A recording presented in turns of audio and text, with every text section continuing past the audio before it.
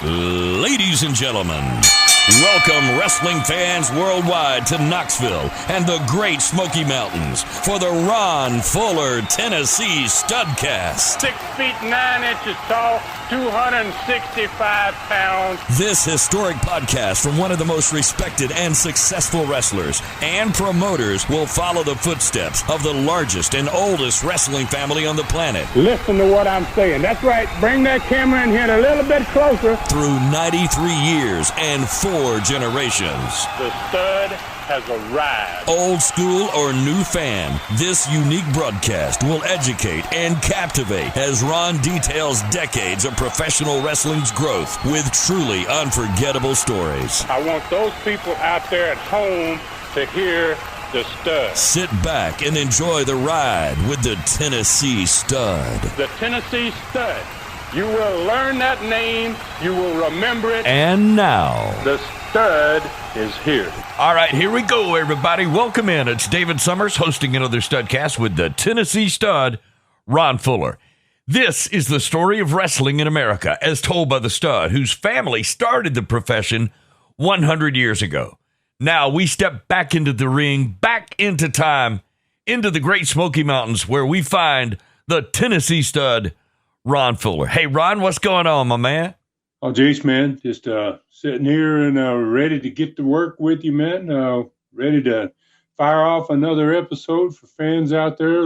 And, got a little rain today, a little thunderstorm, and I was watching the weather, and I think you're getting it down there too, man. You're part of the country. Yeah, what is it they say about April showers? I think eventually we'll have some nice flowers. We'll see you in some videos, Stud.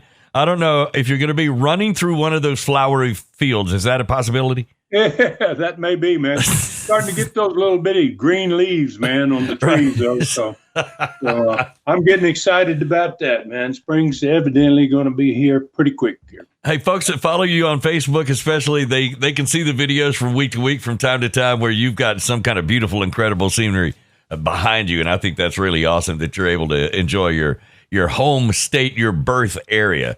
All right, so Studcast, I tell you, Studcast in recent months, Ron, are professional wrestling lessons in all aspects of the fort, from owner to wrestlers to booker to setting up TV stations, acquiring dates from buildings, and a whole lot more that you've taught us about, we've learned in the last number of years, really. So riding with you in these Studcasts nowadays, we can hardly keep up with what state we're even in. I say that because I get a look at what the title is for this Studcast, Reloading, in April 1978. It has me wondering what more could you possibly be doing in 1978? 2 territories, traveling over most of the southern USA every day. How could you, well, what do you do?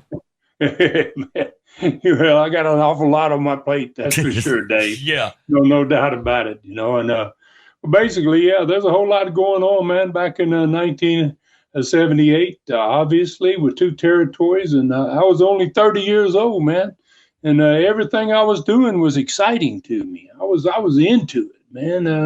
Every day was a different challenge, and I was up to the task. So Southeastern Wrestling, by this point, Knoxville territory, it was the best small territory in the world. And my plans was to make the Southeastern Gulf Coast territory the same thing, another best wrestling territory in the world, especially small territory. So the reason I guess I call this episode Reloading in April of 1978 is because for the first time since I'd been a territory owner, I had an entire week with no matches in either of my largest cities, in either territory. Whoa. All right. So how did that happen? Well, it was definitely time to reload, man, when you have that happen. Well, because obviously none of the normal buildings that we were using, the one in Dothan, nor the 2 buildings that I had in Knoxville were available because somehow they'd been rented out from underneath me. And I was like, wow, what in the heck is this all about? So in this Studcast, we're going to take a totally different kind of ride. And I had 2 weeks before my 2 major cities ran in both those territories. So I had time to focus on many other things that I'd been wanting to do. So speaking of other things that you could be focusing on, your life has not changed much, Ron. I'm talking in the last 44 years, since 1978. Now, you know, you've got weekly studcasts, you've got a YouTube channel, you've got a streaming channel. So, I mean, what else? What else is next? Well, Jace, man, isn't that the truth? You know, I guess I haven't changed a lot. That's probably true, man, because, you know, I'm just as excited today, though. I guess, like I said, I'm still a young guy. I'm just as excited today as I was back in 1978. I'm really, really excited about bringing back old school wrestling to fans all over the world, basically. And that's where they're watching from. I'm seeing stuff from everywhere, you know, and I was bringing it to them. And 44 years ago in 1978, by golly, I'm bringing it back to them again 44 years later. Yep. So I was just watching some of the older Southeastern Gulf Coast TV shows yesterday, and they're working on finalizing the release date for them. So, you know, and they're going to be shown obviously exclusively on the ClassicContinentalWrestling.com, the streaming channel. And I'd forgotten when I watched them how good they were and what tremendous talent was in that territory. So, you know, I'm really excited by the fact that there are going to be hundreds of those shows for fans out there around the world to see. And I also just finished the first in a new series, man, that's going on the Fantastic streaming channel, which is really becoming fantastic. It's got everything on it. And this, the thing I've been doing now in this series, it's historic profiles about some of the most famous wrestlers in American history. It's called The Superstars of the Past. And I think this first superstar in the series, he's from back in the 1800s, is going to be probably the most mostly unknown for his wrestling ability, but he is a superstar. He was at that time. And when people find out who this guy is, I think they're going to freak out, Dave. I think fans are going to go, wow, I never knew this guy was a wrestler. So it's far more than just a wrestling lesson, these shows that I'm doing, the new series. And this one in particular is a great history lesson as well. So this first superstar of the past is going to go up on ClassicContinentalWrestling.com, the streaming channel, this Saturday, April 9th, 2022. Wow, cool. This Saturday. Okay, so can't wait to hear that one, Stud. That's going to be cool. Yeah, then you'll be able to do a lot more than just hear this one, Dave. Gosh, I'm really proud of this. This one's going to be an audio-visual experience for fans. And as I tell the story, photos about the subject matter are going to pop up during the course of this entire series. And this one even has a 5-minute video at the end of it. Wow. All right. So it sounds like you're going kind of high tech over on the streaming channel. Well, yeah, I guess I am, man. And it's going to give me the opportunity to do more for my fans around the world. By utilizing this audio-visual technique, man, it's going to allow me to do things that I have never been able to do so far, and since I've been doing these studcasts and recording things. So it's going to be it'll be my Stars of the Sport. I'll be able to use it in my Stars of the Sport, those 3-hour shows that I've been putting up, and I've got 43 of those, and I'm going to use it in those. I'll be able to use it in so many things. I'll be able to go back and take things that I have already recorded and add the visual part to it. Wow. So I'm really, really looking forward to this. All right. But what else is there now and still coming? Well, there's obviously a really great Wildcat Wendell Cooley 90-minute documentary on the streaming channel. And it has matches of his, and it has interviews in it. And there's going to be another documentary added there on Tuesday, April 26th. Fans can write that down, April 26th. There's going to be another 90-minute. This is going to be a world premiere of another wrestling star that was developed in Continental Wrestling. This one's going to be about Tony Anthony, the Dirty White Boy and Girl commentary and documentary. And it's going to contain matches. It'll have interviews. It's even got a special appearance in it by Dr. Tom Pritchard, the guy he almost hung to death. Yeah. Choked him to death. So it'll all be there, man, for 30 days. This Tony Anthony one, it's only going to be there for 30 days, and then it's going to move to debut on Amazon. Oh wow! So fans can watch this thing debut, this documentary on ClassicContinentalWrestling.com for only $4.99 per month before it even reaches Amazon. That's correct, man. Wow! Before Amazon gets it, we're going to have it on the streaming channel. So and there's going to be also two stars of the sports on there by this time. 3-hour shows that are right there now. We're going to have one of those is Andre the Giant, and the other is Old Mankind, Cactus Jack, Dude Love, Socko, whatever you want to call him, man. Mick Foley is actually who that one person is, and that one's on there now. And I'm proud to announce the next one is going to be the legendary Ron Wright, man, is the next stars of the sport. So, wow. I'm really, really thrilled about this stuff. Hey, I'll tell you what, your streaming channel is going to be loaded with USA, Continental, and Southeastern old school TV wrestling shows, the superstars of the past series documentaries, the 3-hour Stars of the Sport series, and you're going to be reading your thrilling lion story, Brutus, that has captivated America a piece at a time. The entire book, you're going to be reading it, plus everything that is already on the Southeastern Rewind YouTube channel. All that for only $4.99 per month or $39.99 per year. That is a great deal. This is truly the best deal in wrestling, stud. Fans, don't miss out. All this unique wrestling history in one place. Subscribe now. So where are we riding today as we reload in April of 1978, stud? Well, we are going to begin in southeastern Knoxville with a loaded week. We might as well keep using that word because we are really going to have a loaded week. We ran 2 cities each night to make up for the loss of the city of Knoxville and to make up for the loss of Dothan, that town in the Southern Territory. And it was the only way I could figure to keep all of my wrestlers busy and keep them making money. So we booked all of them from both territories for the entire week in southeastern Knoxville Territory. We're going to look at the Knoxville card for 2 weeks later when we do get back into the Coliseum on Sunday, April 2nd, 1978, and discuss the first of 2 TVs that's going to promote that event. We're going to talk about a big reload of talent for southeastern Knoxville. All kinds of different guys, man. Wow, things are really changing up there in that Northern Territory. Then we're going to head south, southeastern Gulf Coast, and we're going to look at their card. That's going to be 2 weeks later, which is going to be on April 7th, 1978. We'll be going back into the Farm Center there. And we're also going to discuss the first of the 2 TVs to promote that card. And we're going to make a very large first ever billboard buy in that territory. And we're going to talk about opening up Montgomery, Alabama. Gosh, we've got a lot in this one, man. And if we have time, we're going to have 2 learning tree questions at the end of the show. You are quite ambitious today, stud.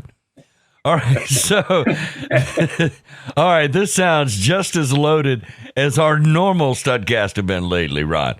I am saddled up and ready, so I think we are going to be riding into Knoxville, Tennessee, and start the reloading process. All right, man, here we go. I'm looking forward to this one, Dave, because it's such an unusual situation to be in. Both of the largest markets and both of my territories were dark, meaning they weren't going to have an event for that week at the same time. It's just, wow, it never happened again. So normally that would have been a huge problem had it not been for southeastern Knoxville and that territory being on fire. And it didn't take me long to figure out how to take advantage of the fact that Knoxville was doing so great and how to utilize all these guys. So we had wrestlers in 2 territories that weren't going to get their biggest payoff of the week. So we brought the Gulf Coast guys up to Knoxville, and we booked in the Knoxville territory 2 cities a night from Monday, March 27th, 1978, through the following Saturday night, April 2nd, 1978. We ran 2 cities, smaller cities, in the southeastern Knoxville end that entire week. So since we couldn't have matches in Knoxville, I booked 4 of those 12 cities running that week within 30 miles of Knoxville. Because we had so many small cities that were doing so great, so many fans in that part of the country, we didn't have to get far from Knoxville to be able to even run the smaller towns. So we brought, we couldn't obviously bring the matches to the Knoxville fans because the building wasn't available. So we brought the Knoxville fans to the other cities, the little outlying cities. So then we did something else that had never been done before. We designed the TV interview time to specifically plug these smaller cities that we're going to be running off the Knoxville TV, off of the Johnson City TV, off of the Hazard TV, off of all our television stations. We utilize them to plug smaller towns that we're going to be running. See, and that's a pretty unique idea, it sounds like to me. So, but how did it work for you? Well, I tell you, man, we had all-time record crowds in Oak Ridge, Tennessee on that Monday night, in Maryville, Tennessee on Wednesday night, in La Follette, Tennessee on Friday night, and in Morristown, Tennessee on Saturday night off the Knoxville TV alone. All-time record crowds. Never drew any crowds bigger than these that were drawn during this time frame because we were able to use the TV. We also took advantage of the Johnson City TV station. We ran the regular matches in Johnson City on Tuesday, and then we had an event on Friday night, only 30 miles away in Kingsport, and both of those shows sold out, as well as we had matches in Big Stone Cap, Virginia, up there in the mountains, man, on the Monday night of that same week. So off of the Johnson City TV, we ran a Monday night, a Tuesday night, and a Friday night town.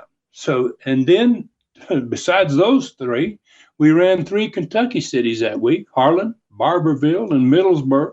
All 3 of those cities sold out. Robbinsville, North Carolina, and Jamestown, Tennessee, we ran on Thursday night, and those were both full. So bottom line, we did 12 shows in 4 different states, all within 100 miles of Knoxville. They produced 10 sellouts and 2 full buildings, and the other 2 that didn't sell out. And the normal average attendance for a southeastern Knoxville week during that time frame was 21,000 people. That week did almost 27,000 fans. Whoa. The normal average gross week money for a week like that was $85,000 for that 21,000 fans that we normally were doing. And on this week, without Knoxville even running, we grossed $108,000 for the first time, over $100,000. And that was $23,000 more than usual, man. And Knoxville didn't run, Yeah. So it turned out to be a new record for a single week in southeastern Knoxville. All right. So you've always been pretty good to your wrestlers. So in this case, did you just haul ass? No, I didn't mean that. I mean, you took care of your guys. Well, man, if you got a bunch of badass wrestlers, you ain't gonna haul that. I couldn't help myself. Unless you're hauling it way away somewhere. I mean, with a payoff like that. So you probably took pretty good care of the guys. Well, yeah, I knew you were going to ask that, Dave. So I was kind of prepared, man. I knew you'd want to know, what they did, how much they did. It's pretty fascinating to know and what tier, what level, who did what, and even the guys that open events like this for you had really done well. Yeah. So, basically on this, and since I expected you were going to ask, so we talked about 108,000 gross. Well, if you take 30% of that, it was $32,400 to pay 26 wrestlers and 4 referees. Okay. I paid the referees $600 each.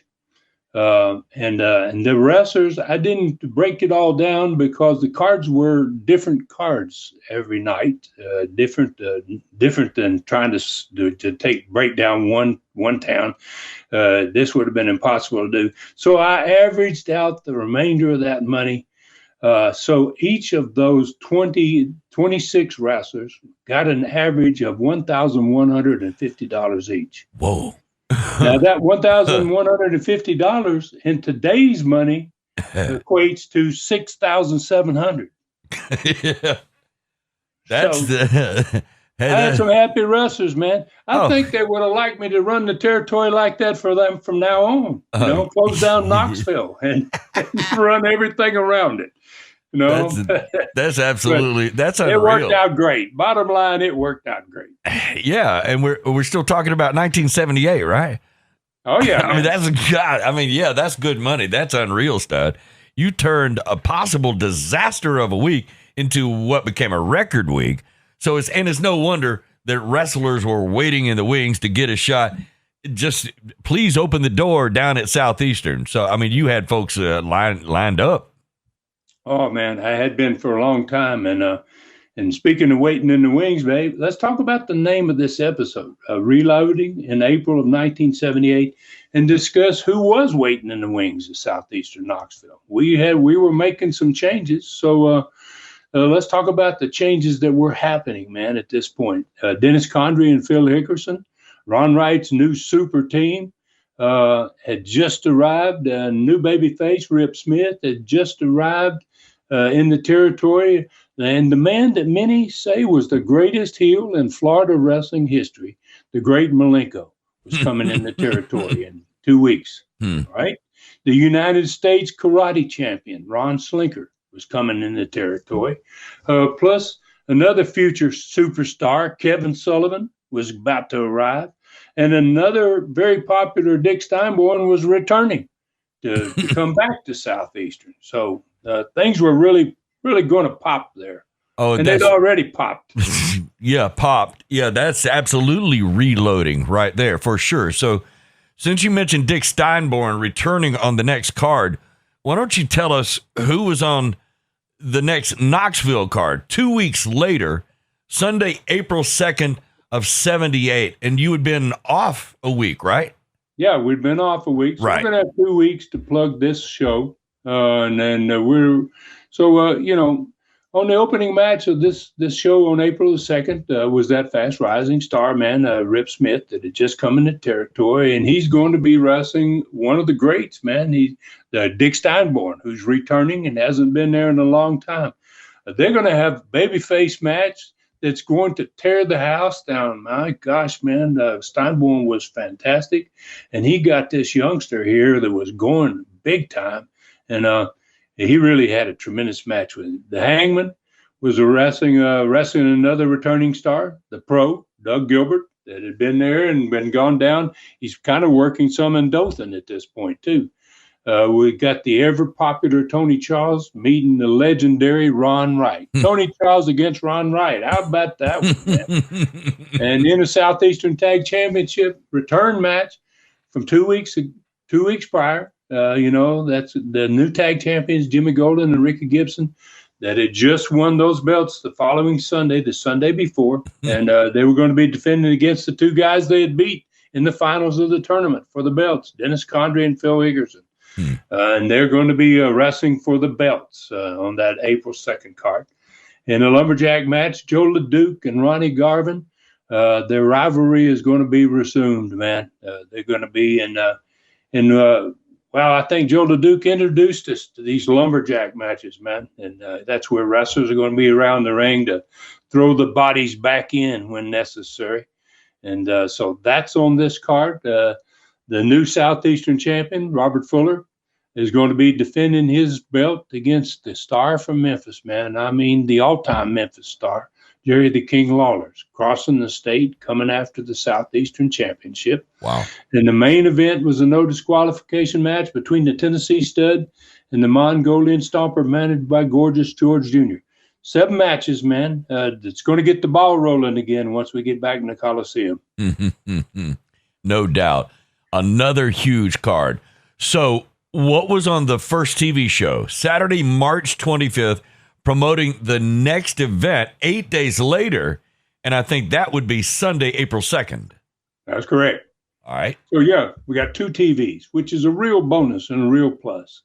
So I'm not going to be able to dive very deep into these TVs today because we have so much more coming in this Studcast.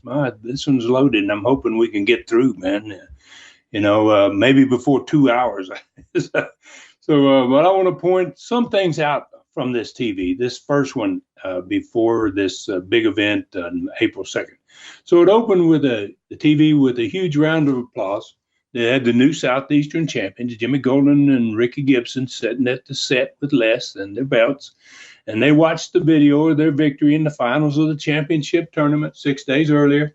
And they got themselves a big TV win immediately. They went right to the ring after their video and got a big TV win. And then they had obviously on this big card of April 2nd, a return championship match with Condrey and Hickerson, which was basically 8 days after this TV.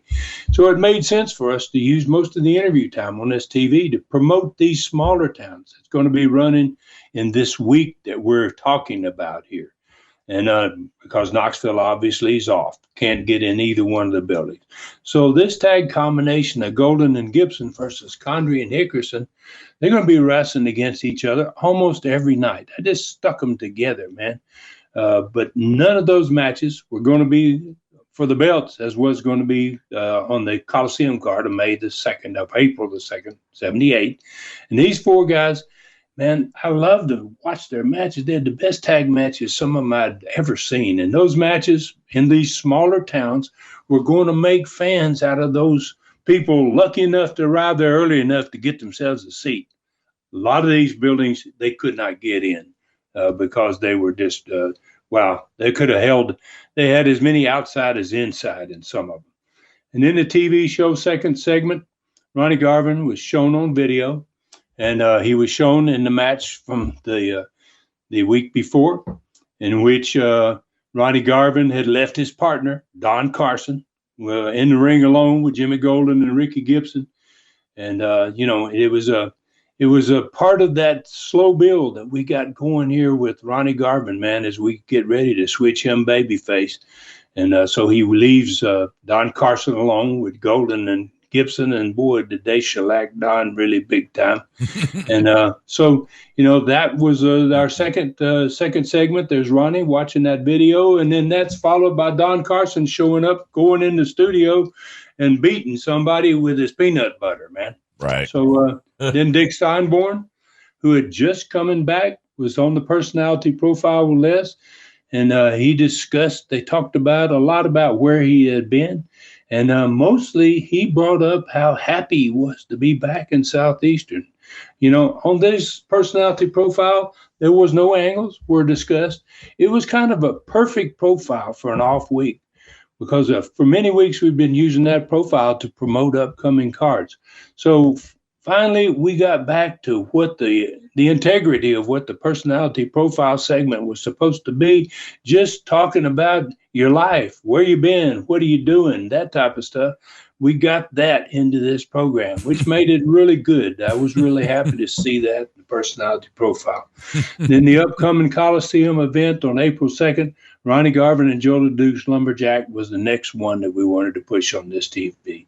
So Joe got another win over two opponents, and both stars did an interview about the smaller cities.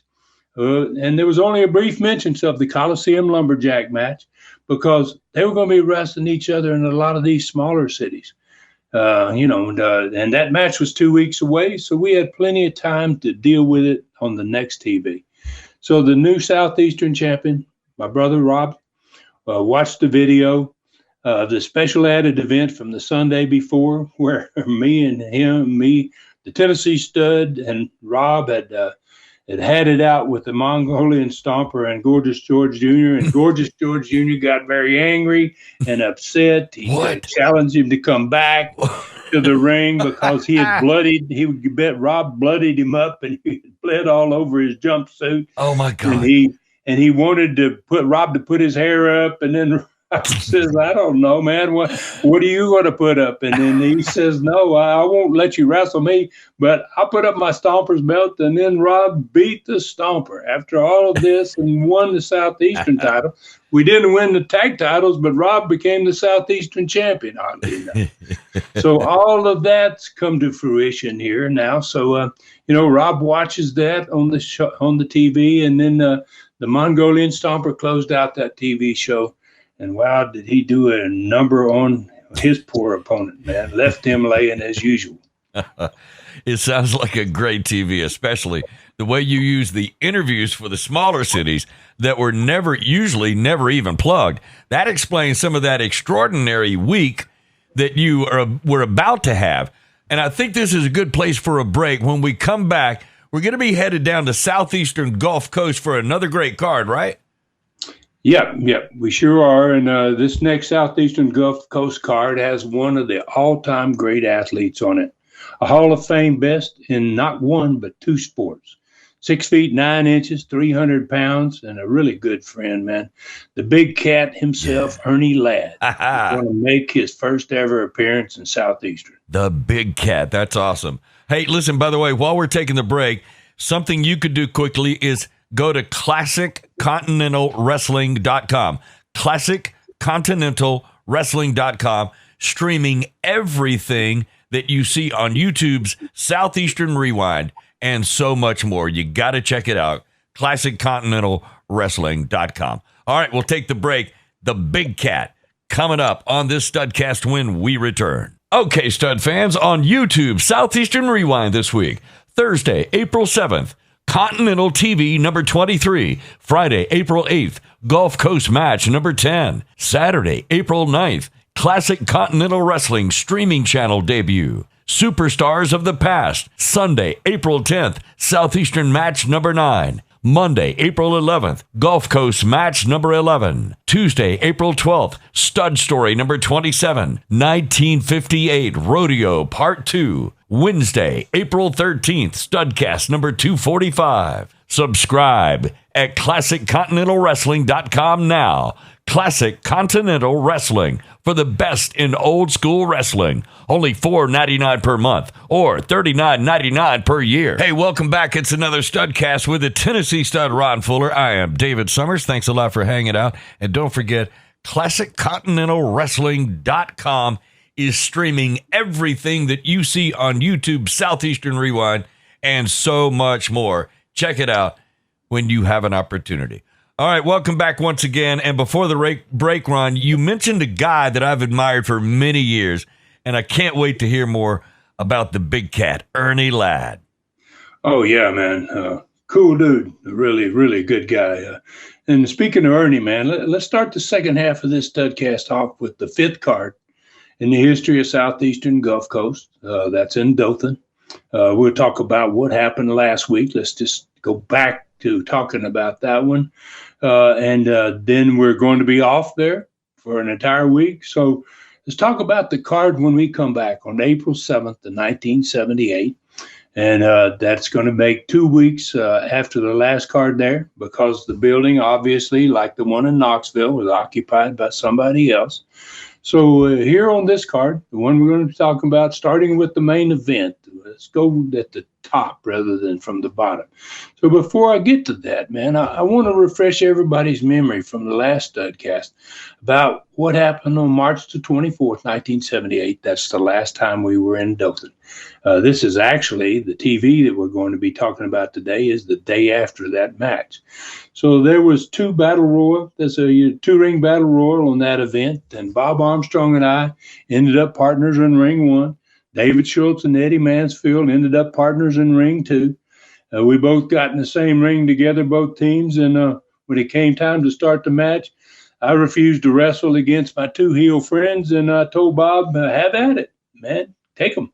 So, so Bob, as he was pretty much eager to do all the time, he went for it. And he ended up by himself beating both of them after about 30 minutes. And basically, he won $5,000 for both of us, right? Me and him. Yeah. So, that for those that didn't hear last episode, you might go back and listen to that. It's a pretty good match, man. But I want to bring people up to date, and then I can tell them what this main event for the next one is. But he was totally exhausted when that match ended, and the announcer came into the ring, and he had 2 checks, one for each of the winners. And the announcer handed me my check. I stuffed it down in my tights, and then he started to hand Bob his, and I grabbed the check, and I stuffed it down in my tights. And so Bob was still on the mat. He was so exhausted trying to get to his feet. But I couldn't wait, so I just put the boots to Mr. Goody Two Shoes. That's what I used to like to call him, man, when I was healed. And the crowd had already been very angry about what I'd been doing not to help him during the match. So some fans started to approach the ring to let me know about it during the match. So when it got over, when I took his money and then I put the boots to him, it's kind of way too much for the crowd. And they decided that they were going to all come kill Ron Fuller.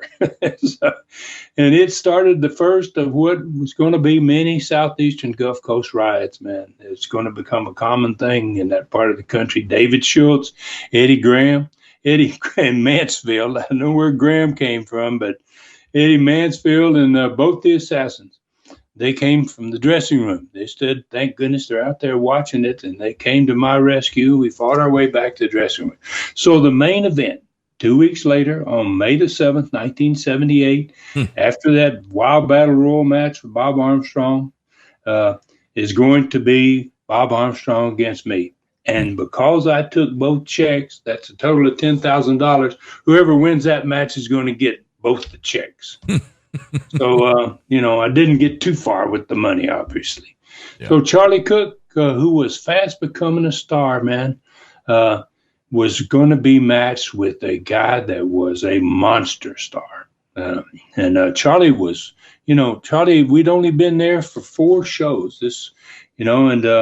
Usually it takes a long time for fans to get behind some guys, but fans were really getting behind Charlie. And I thought I'd give him a shot, man, of taking on a big timer and see if he could do something with Ernie Ladd. And if he could beat Ernie Ladd, he's going to be a major star. So, so that's where he is on this next upcoming card. Charlie Cook against Ernie Ladd. Robert Gibson, the future rock and roll star, man, along with Ricky Morton. Yep. Wow, what a monster career they had. Mm-hmm. He had tried several partners during this time frame. In the first 4 weeks, I think he wrestled against the Assassins all 4 of those weeks, and he had a different partner pretty much every time. And those Assassins, Roger Smith and Randy Colley, they were managed by Rip Tyler. And so Ricky's got himself a different opponent. Robert has got a different opponent. And on this card, he's going to be partnering with a big star out of the Georgia territory, Big Bill Dromo. David Schultz faced off against Mike Stallings. And Eddie Mansfield opened up the card against the Dothan legend himself, the wrestling pro Tarzan Baxter. Man, and he was a great one. And to kind of lay claim that he was from Dothan specifically, that's pretty cool. A really great card right there for only the 5th event ever in Southeastern Gulf Coast history. What was on the first of 2 TV shows before this next event? The TV show, I think, March 25th, 78, the day after that Battle Royal. Well, as I remember, Dave, for my first ever TV interview there, I certainly wasn't on the show going to wrestle. That's for sure. Because I'd made it pretty clear on my first TV appearance that fans are going to have to pay money to see me. So I refused to wrestle on TV. But, being a prepared and loving heel, I certainly didn't mind being seen on the show. So, in fact, I was really pleased when Charlie Platt invited me, the commentator invited me to watch this Battle Royal from the night before. Mm-hmm. So, and they gave me a chance to explain what was happening, my version of it anyway. And as I explained it, it showed my fantastic win the night before in little rinky-dink Dothan, Alabama. and how I was beginning to get some heat there, man. And it was the first Southeastern Gulf Coast riot there, obviously. So that proved that definitely was getting some heat. Mm-hmm. And it didn't take many nights. It's not very often that you can have 4 matches in any town, and they've never seen any of these wrestlers, and have a riot after the 4th one. Right. So you've got some crazy fans there, and it spoke all kinds of languages to me, man. So the Assassins then managed by Rip Tyler. We're in the first TV match. But they were kind enough to drop by the set and congratulate me for my big win the night before. And the two assassins, they asked me, what are you going to do with all that money, Ron? So I'm sitting there still with Charlie Platt, and I told him I was going to build a decent hotel in this peanut capital of the world, Dothan, Alabama, so I can sleep with class. That's it. So I said that the $10,000 I won was way more money than anybody had ever spent on building a hotel in that. Oh my God.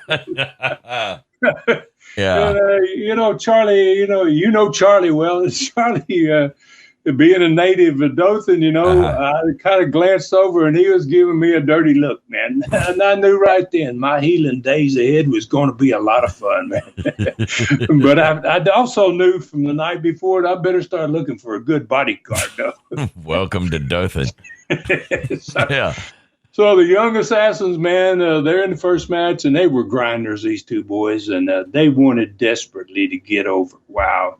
And they really did a great job in this match. They left both those boys they were working with, had to carry them both out. I was like, wow. They impressed me. I don't think the boys that were carried out felt too good about it. But the next TV match was another young guy. This one was just as dangerous as a rattlesnake, man. It was David Schultz, man. And he was starting to get some heat after 4 events. And wow, I think he pulverized his opponent worse than they did theirs, man. And then the personality profile was done by Charlie Platt by himself. But he introduced a fantastic video about Ernie Ladd that covered his legend's life, man, from football to wrestling. And it had been sent in from the Mid-South Territory. And it was a very impressive piece of video, man. Oh, wow, I watched it. I was like, geez, I'd buy a ticket to see that, man. And it made Southeastern Gulf Coast wrestling look extremely good, man, to be able to present that kind of talent. So when you think back now that we talked about it, we've only had 4 shows, and we've only had 4 TV shows, 4 live shows, 4 TV shows that were produced in Dothan. Right. And in that 4 TV shows that had been produced in Dothan, fans had seen Andre the Giant live. Right. They'd seen the former NWA world champion, Jack Briscoe, live. Wow. And now on this one, they see one of the biggest stars of football and wrestling, Ernie Ladd. Wow. And then the next TV, they're going to see Ernie Ladd live. So we were fast making, man, a huge impression on the fans. And also, man, probably on the television station's management, because I'm sure a lot of those news stations, like the one in Mobile, were watching. The management were watching these first 4 or 5 shows to see what we were going to do. They had to be going crazy. They're like, darn, where are these guys getting? Where do they get these big names from? Mm-hmm. So, we were off to a great start as far as our TV shows were concerned. So Eddie Mansfield, another cocky heel, got a win in the 3rd TV match. And we're just rolling, as you can see, man, with all heels on TV. We're getting heat, man. We're going to build this territory, and we got to get these heels over. And it was happening. And but then we brought in old Goody Two Shoes, old Bob Armstrong. He ended the show. He got to go to the set with Charlie, and he got to watch the same video that I'd watched at the beginning of the show. And this time, man, he did what he did every time he went out. He got those studio fans in the palm of his hand. He, unlike me, man, he gave his humble version and the truth about what fans were seeing, more or less than what I did. He certainly didn't give him my version, and he left that set. By the time he got up and left the set, everybody got on their feet. They were clapping their hands. And those old Bob used to do, man, he bolted into the ring. His opponent was already waiting on him in the ring. He took care of business, man. I mean, wow. And when he finished this guy off with a sleeper hold, the fans never sat down, and they'd never stopped clapping. It was like a 7-minute segment, and they stood up for him when he left the set, and they were still standing when he put the guy to sleep. Wow. I was like, geez, man, Bob is going to get over. So it was only the 8th time. I think about it. This was only the 8th time that fans in the southeastern Gulf Coast territory had seen any of us. Yeah. None of us. Yeah. So, and we were just getting started, according to what most new territories needed to see before any growth at all. You know, they had to have at least 3 months of TV, and you know, I think we were pretty much getting well on our way to getting there. So I got a very positive feeling, man, about this TV. And as same as I did the night before at that Dothan match in which we had a riot, you know, most guys would have gone, oh, that's horrible. But for me, it was like, wow, this is a great sign. These people are going to love us. Yeah. They're going to hate us, me and Schultz and the Assassins and Mansfield. And, you know, they're going to hate the heels, but they're certainly going to back up the baby faces. So I look forward, obviously, to the next TV before we return there 13 days later for Dothan's next events. Yeah, I mean, you guys were doing in wrestling what JR was doing for Dallas, and they love to hate JR, so they love to hate you guys. So I tell you, that's fascinating stuff for real wrestling fans, no doubt. So, but I doubt there's ever been a wrestling podcast that has charted a new territory like what we're doing from its beginning to where it was ultimately going, and on a weekly basis like what you're doing here. I think that's really awesome. Well, you know, I mean, it's always been the the idea and the concept of my wrestling podcast is to explain things and make fans aware of how it was done and what worked, what didn't work, why it worked, and why it didn't work. So let's go briefly now. Let's jump to Montgomery, Alabama, where I was setting up things for Southeastern Gulf Coast to open. We're going to wrestle in that beautiful downtown Civic Center, brand new building, and we're going to open up on Monday night, April the 10th, 1978. And that Montgomery had gotten the exact same number of TV shows that Dothan had, which they had seen about 8 shows. Yep. So they're a little bit familiar with the wrestlers. And, you know, to me, it seemed like it was time to test the waters there, man, and see what we had in Montgomery. So very soon after that, Mobile, Pensacola, and Panama City, they're all going to be open up. So what I got to do is we've had this one town a week for a month. Now we've got to open up other towns, and we got to create a territory, and we got to start making a living off of what these other new towns are going to start doing for us. So, thanks for that assessment of what you just mentioned, you know, about the podcast and charting the territory. And this podcast is really different in so many ways, man. And I'm about to introduce another way. You know, and it kind of leads me perfectly into what I was going to be doing next to ensure that this new territory was going to be successful. And I was going to use something I've talked about in many studcasts in the past. A form of advertising I feel had a lot to do with my success as an owner with Southeastern Knoxville. It was something very few, if any, territories ever did. They didn't use this type of advertising. It's too expensive. So I got my feet wet with it in Knoxville, and this time I was ready to dive in head first. So I spent money on lots of different types of advertising, newspapers, radios, lots of different ways to advertise, posters. But the largest part of my advertising money spent in Knoxville was put into billboards. And outdoor advertising, that's what it was called. I'd used outdoor media twice, man. And same company, both times, Lamar, which is the largest outdoor billboard company in the South at this point. Yeah. And, they had offices in all types of different cities. And I'd used the Lamar before in advertising. So I went downtown to Knoxville that week that we were going to be wrestling in 2 towns a night. And on Monday, and I saw their sales staff that I had done business with. I told them what I had in mind, and I told them where I wanted to do it at. And they hooked me up with the sales office in Panama City, Florida, that handled the entire American Gulf Coast. So what's today's date, Dave?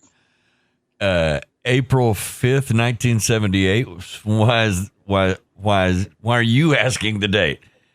Well, there's one reason for it, man. Mm-hmm. And this is the reason I love these studcasts. Every card, every one of them, man, reminds me of something else. Last night I got to thinking about today's studcast, and this one, with both territories not having a match in a major arena at the same time, it really got me thinking about something that I was doing exactly 44 years ago on this date.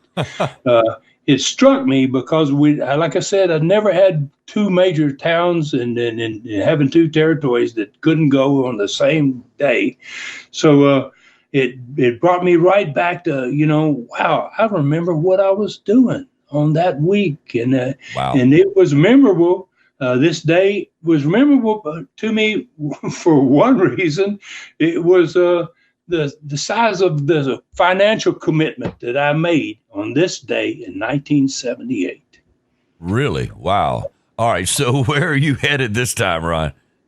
All right. So I remember this particular week last night, and then the building problem and then I remembered that I flew on this day, 44 years ago into Panama City, and I made a major billboard buy of regular sized billboards. I didn't do the big monster boards on the freeway boards because they didn't have many of them along that Gulf Coast down there. So I just bought the regular sized billboards and bought them from Lamar Advertising. And I put them in the following cities in the surrounding areas. I bought Mobile, Alabama, and I pushed those the boards. Told them I wanted to go west to Biloxi, Mississippi, because we wanted to go into Mississippi. The TV signal went there, and I wanted to go out of Mobile north up toward Montgomery. Maybe the word start to run up to Montgomery's area of billboards. I bought Pensacola, Florida, and north of Pensacola to up toward the Montgomery area. I bought Panama City, Florida, and I told them I wanted to go east from there to about 30 miles outside of Tallahassee, and I wanted to go north 100 miles north of Dothan, as far as they could take me up that direction. And then I finished off with Montgomery, Alabama. Told them that I wanted to go east to the Georgia state line, and I wanted to go west at least as far as Selma, Alabama, man. So, I'd spent $15,000 on 200 billboards that covered hundreds of square miles. Wow.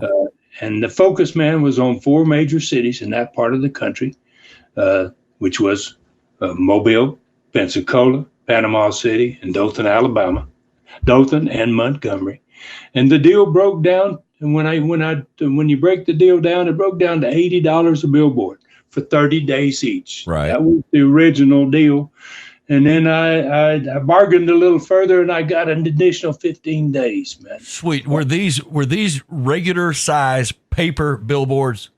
Regular size paper billboards, about 12 feet high and 15, 20 feet wide. So everything was kind of standard in size. Yeah, it was all standard in size. Yeah, but still, you were a pretty big account for even Lamar. Yeah, man, I don't think they got many runs like this out of there, And and the real key thing with the billboard is, what are you going to put on it? Yeah, right.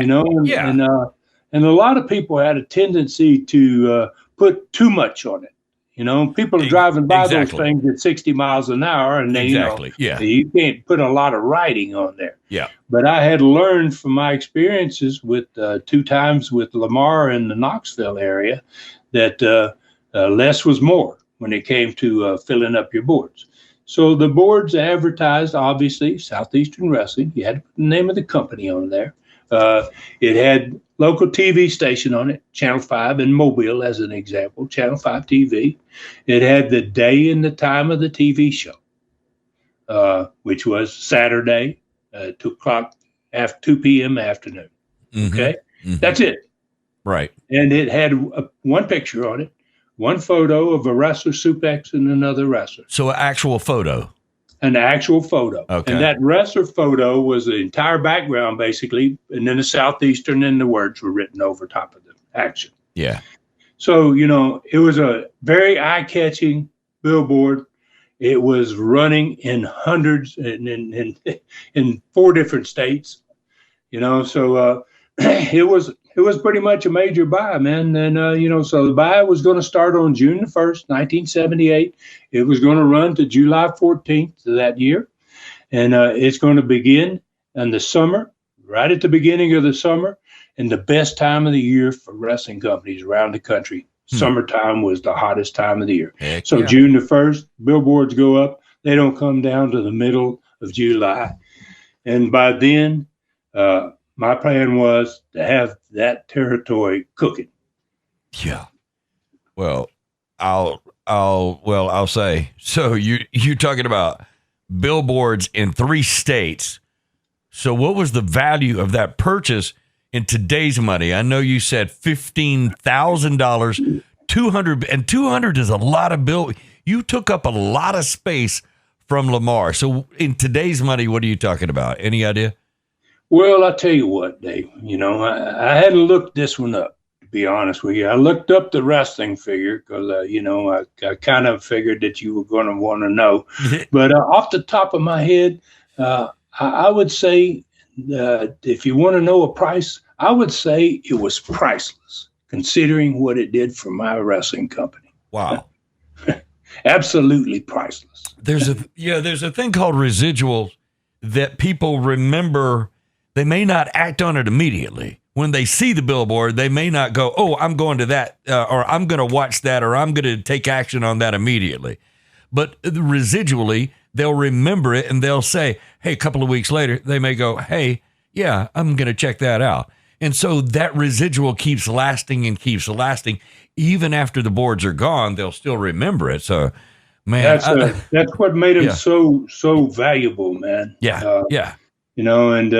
And you're right. And if you think about it, the same people see the same billboard. Yeah, over and over. Yeah. Over and over and over again. Yeah. How many impressions does it take that person to see that, to take action on it? That's one of the things that we talk about in broadcasting. And certainly, I'm sure you knew about frequency when it came to Lamar. I'm sure they talked about that when they were trying to sell you all these billboards. But that's the thing. How often do people drive by is the frequency, how often they see that. So that's really cool. That's cool.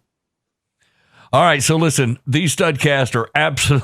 I mean, you're rocking. The way you're laying this whole thing out. We've been everywhere today, and now you're even going to answer a couple of. I think we got time, Ron. We can do it. I think I can. Just keep saying it. Learning tree questions before we finish. These 2 come from YouTube comments left by fans that watch classic Southeastern and Gulf Coast matches from the past.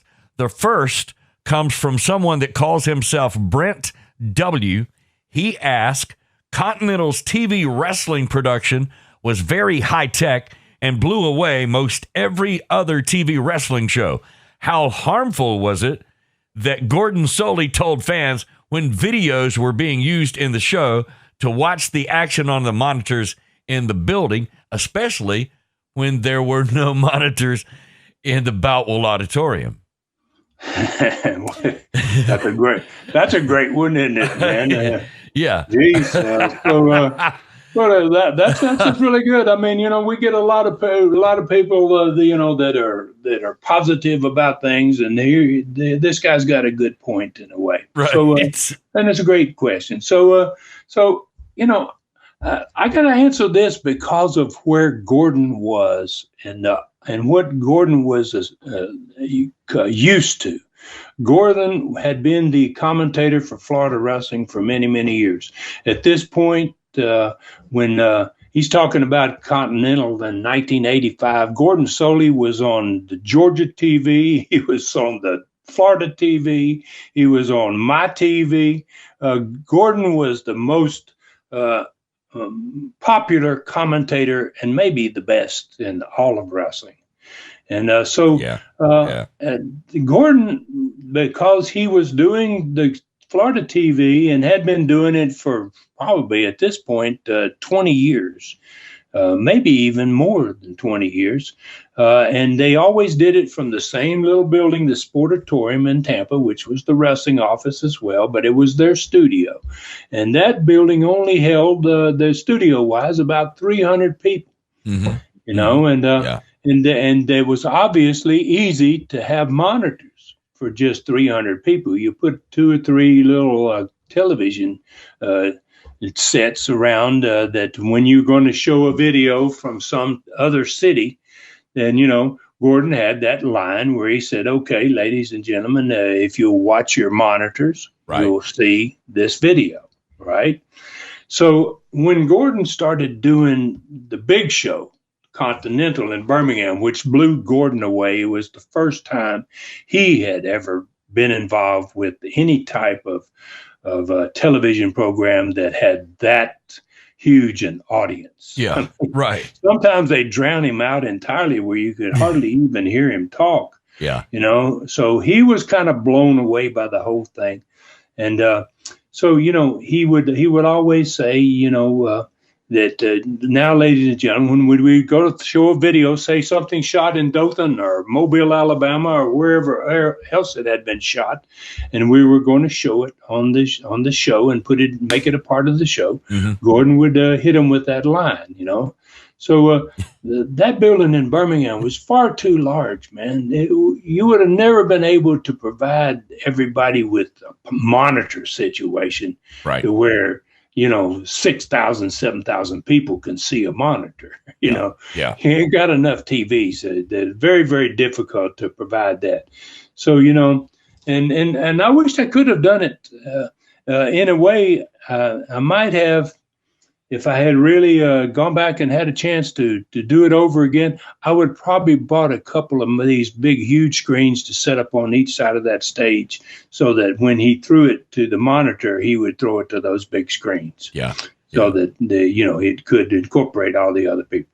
Yeah. So, you know, but I guess you know, in the way I'm saying, I'm sorry I wasn't able to do that for him video wise, but we had a company that had come in to do research for me on the popularity of the Continental TV show, because we were going to send it to the Middle East, the Qatar and Saudi Arabia.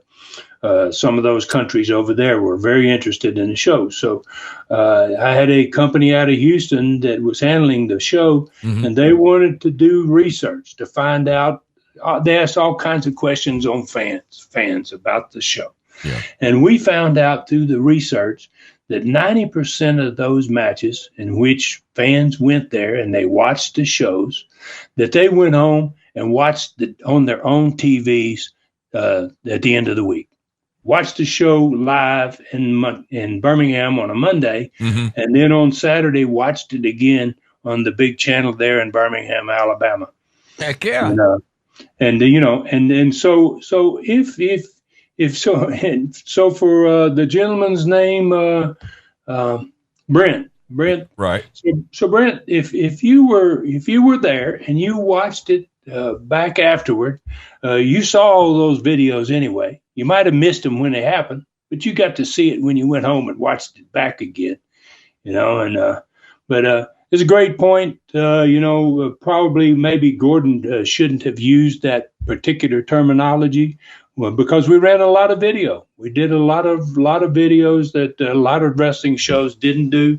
We recorded matches in towns and all types of specials with different guys.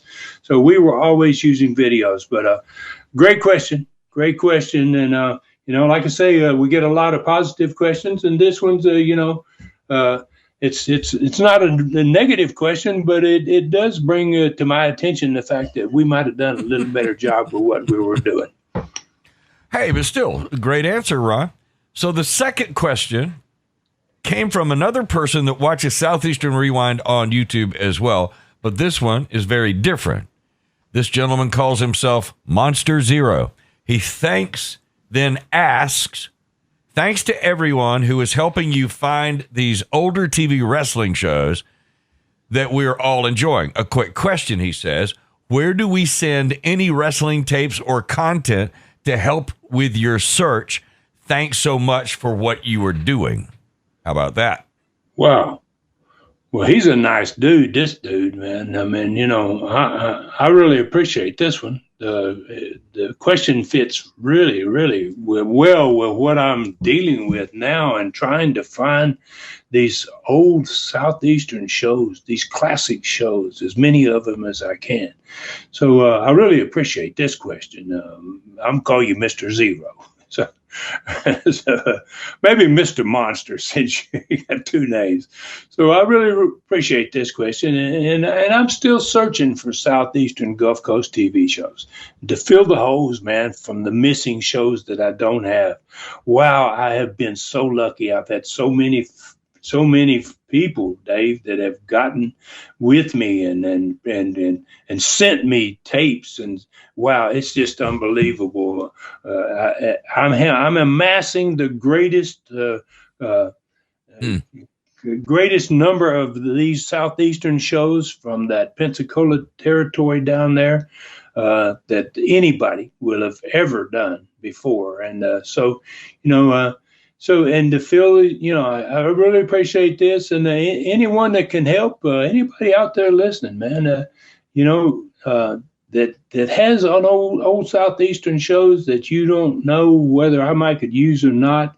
I'd like to. You can message me. Let's just talk about Facebook. I'm gonna send you to Facebook. If you're not already a friend of mine on Facebook, then I've got 3 sites there, and you can go to Ron Fuller Welch is one of the sites. Main site has 5,000, which is limited, and it's been full for years. And then I have another that's called the author Ron Fuller Welch because of my book Brutus. And then I have a third page that you can go to, Ron Fuller, the Tennessee Stud. And if you go to that Ron Fuller, the Tennessee Stud, and you are not a friend of mine already on Facebook, all you have to do is like me and follow me there. And when you do that, you automatically become friends with me. And if you have some of these tapes and you would like to help out and send me copies of them, I'll record them and I'll send them back to you. If you'd like to do that, go to that Ron Fuller, the Tennessee Stud page, like me and follow me there, and then message me. And when you do that, I'll be able to get back to you. And we'll try to work some type of exchange here where you can help all these people out here worldwide now that are going crazy about watching these old wrestling shows. And not only that, but I'm going to also, I'm on Twitter, Ron Fuller Welch. You can go to my Twitter, and you can obviously, if you follow me there, then you can message me there as well. So, and then I'm thinking about it. What I'm going to do, Dave, is I'm going to open myself a post office box, and within the next Studcast or 2, I will announce the address that you can contact me by just sending a letter to me, say I have this show or these shows, and if you're interested in them. I've numbered out these shows, Dave. They're going to be in the hundreds, and I don't know how many hundreds, but we have a tremendous number of them. But all I need to know is the date of the show, when it was recorded, and I'll know whether I need it or not. And I really appreciate it. That's a great question, man. This helps get the information out here to fans in a way that I wouldn't have expected. And so this gentleman here, who I can't remember what this one's name was. Monster. Monster. Okay, Monster, man. You did a monster of a job here, dude. I really appreciate this. You have really helped me, and thanks for your great question. How do you forget a name like Monster? All right. So listen, before we're getting close to the wrap up on this one, but you told me something during the break about having a special photo on this Studcast. If fans get their Studcast from your website at tnstud.com, Southeastern Rewind on YouTube, or many of the podcast outlets that are available, which at this point you're on like 30 plus, and they get to see the photo that comes with every episode. Tell fans about this one, Stud. Now, by the way, some podcast sites don't use a photo. A lot of them do. And those are the ones I prefer because when you see the photo, it really sort of makes the story. But go ahead. Tell about this picture. Well, this one is a really good one. And I just happened to see this a couple of days ago. And when I saw the photo, and we're talking about this exact same time period, and the people in the photo, it all fit together for me. I was like, oh wow, does this work for this particular episode? And there's a photo from probably the late 1960s. It had three of the wrestlers. Had four wrestlers in it. Three of them were associated big time with Southeastern USA and Continental. Two of them are in this studcast and have been mentioned in this studcast. And obviously that's Bob Armstrong. He's in this photo. Bill Dromo is in this photo. And the third one in this photo is being seen on Southeastern Rewind and also on the streaming channel on every one of the Continental shows now, just about, Roberto Soto. So wow. I see these old timers, man, all three of them right there kind of hugging each other. And I was like, wow, I got to get this, So, and I just think I really love these old photos. And there's so many people out there to put them up. There's a gentleman named Ed Harrison that does a lot of these photos. And what a great guy he is. And he sends me a lot of stuff. And every time I see his name and he sent somebody a photo, I got to go and see it because I want to copy it and I want to use it. Yeah. So I was really lucky to find this one. And for fans, this is a vintage photo, man, of four great wrestlers. The fourth guy is a guy that my dad wrestled so many times in Georgia, the Mongol, El Mongol, managed by Dandy Jack. In Georgia, was a monster star there in the late 60s. So yeah, and this photo, I think, it kind of ties in very well with this episode. It's all about history, and it's exactly what you're describing with this photo. So I'm just blown away with like every show we do now, Ron. They're always loaded with things that are totally unexpected. So what do you have for us next week? Tell us what's up. Well, we're going to get to find out what happens in both these territories on those big cards that we talked about in this episode. Next week, we're going to be able to focus on the TVs more and get ready to set the TVs to set up the plate, man, for the big dinner in the Coliseum on Sunday, April the 2nd, and down there in Dothan. Its show as well. And then we're going to take obviously a deeper dive into the TV shows than we did this week. And we're going to prepare for the actual matches, and we'll talk about the results of those matches next week. We'll talk about the attendances in both territories. And then we'll talk a little bit more about the business side of everything going on in both the territories. And we'll answer at least another learning tree question next week. And I got to say it, man, and I really appreciate and thank so many people out there that listen to what we do, Dave, and really enjoy it and communicate that to me. And I know there's got to be many others out there that don't contact me, but I really love doing these shows. I thank all of you for listening again, and please tell your friends about us. And take good care of yourselves out there, each other, and may God bless us all. Boy, I tell you what, you take us to another place, Stud. That's what we love about these Studcasts. For Ron Fuller in the Great Smoky Mountains, I'm David Summers saying thank you for listening as well. Find me at davidsummersproductions@gmail.com. This Studcast is a David Summers production for Tennessee Stud, LLC. Thanks for joining us today for this historic Studcast. The true story continues next week. So fool Nelson your friends and point them in our direction for another ride with the Tennessee Stud. 1, 2, 3. This is David Summers saying so long from the Great Smoky Mountains.